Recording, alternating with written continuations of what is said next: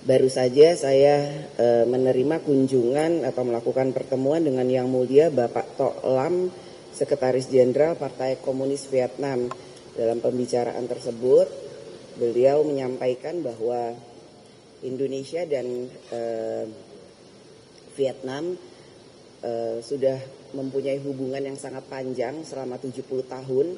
Bahkan tahun ini adalah kedua negara akan merayakan ulang tahun yang ke-80 dan nantinya mempunyai visi yang sama bahwa tahun 2045 akan mencapai 100 tahun Indonesia emas atau kemudian begitu juga dengan Vietnam.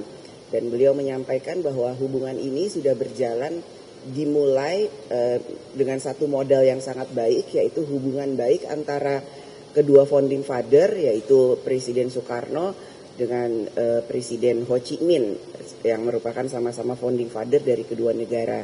Karenanya kami bersepakat untuk sama-sama mempererat dan meningkatkan hubungan di antara kedua negara, dan DPR RI siap bekerja sama dengan pemerintah Vietnam juga dengan National Assembly atau DPR yang ada di Vietnam untuk sama-sama bekerja sama dalam meningkatkan hubungan ekonomi, perdagangan, kemudian people to people contact ataupun hubungan dengan masyarakat, dan tentu saja hubungan di antara kedua parlemen.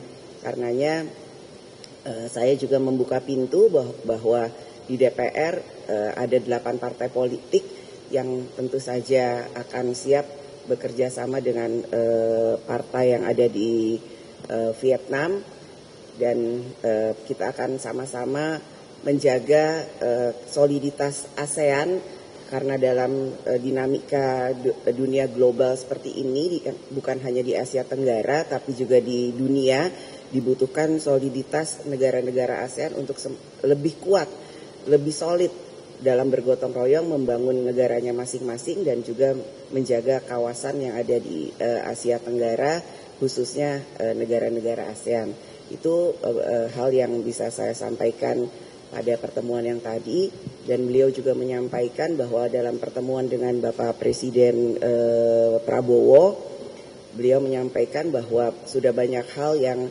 dilakukan di antara kedua pemerintahan dan Vietnam siap bekerja sama dengan pemerintahan di bawah Bapak Presiden Prabowo.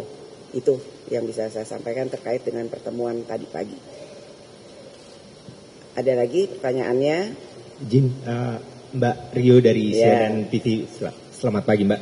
Terkait dengan pertemuan dengan Vietnam tadi, ini kan kemudian salah satu yang mungkin dibahas oleh masyarakat soal Vietnam khususnya kan soal misalnya mereka baru mengefisiensikan kementerian misalkan begitu Mbak. Nah ini apakah kemudian kita dari Indonesia bisa dalam pembahasannya juga tadi Mbak Puan dengan perwakilan dari Vietnam, apakah kita bisa mencontoh juga hal-hal tersebut dari pemerintah Vietnam misalnya untuk misalnya kita mengefisiensikan juga karena kita juga butuh anggaran yang juga cukup banyak begitu ya. Itu yang pertama Mbak. Mungkin yang kedua boleh soal isu lain mungkin di luar pertemuan dengan Vietnam, nanti juga ada RDP dengan Menhan untuk pembahasan RUU TNI Mbak. Mungkin boleh disampaikan pandangan sebagai Ketua DPR seperti apa dan juga mungkin dari fraksi PDIP. Khususnya kemarin Panglima TNI juga sudah menyebutkan bahwa anggota aktif TNI lebih baik pensiun dulu sebelum menjabat di jabatan sipil. Terima kasih. Ya, terkait dengan saling bertukar pikiran, tentu saja kami membuka diri untuk bisa sama-sama bertukar pengalaman. Namun juga harus dibedakan bagaimana perbedaan antara Indonesia dan Vietnam. Indonesia negara yang mungkin membutuhkan lebih banyak